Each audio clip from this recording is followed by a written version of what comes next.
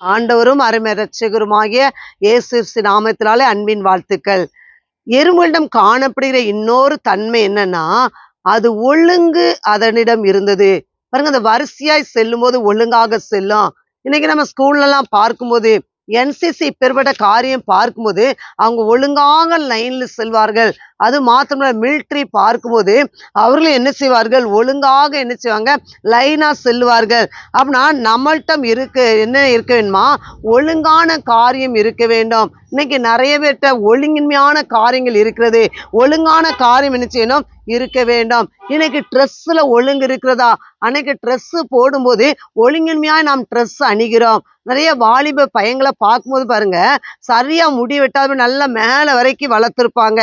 அவங்க ஒழுங்கான காரியம் இல்லை. அப்படின்னா எல்லாவற்றிலும் நாம ஒழுங்கான காரியம் இருக்கணும். இன்னைக்கு நல்ல மேக்கப் பண்ற காரியத்துல ஒழுங்கான காரியம் மாத்திரம் என்ன செய்யணும், இருக்க வேண்டும். அங்க எருமை குறித்து பார்க்கும்போது அது அழகாக ஒன்றன்பின் ஒன்றாக என்ன செய்யும், அது செல்லுகிறதை நாம் பார்க்க முடிகிறது.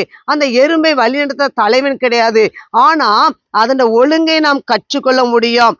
அது பார்க்கும்பொழுது எறும்பிட்ட இப்பேற்பட்ட தன்மை காணப்படுகிறது.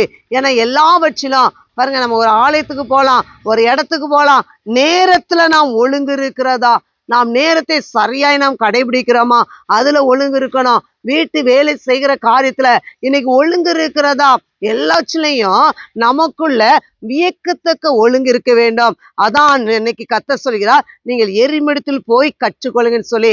எனவே கர்த்தர் தாமே உங்களை ஆசீர்வதிப்பாராக. ஆமேன்.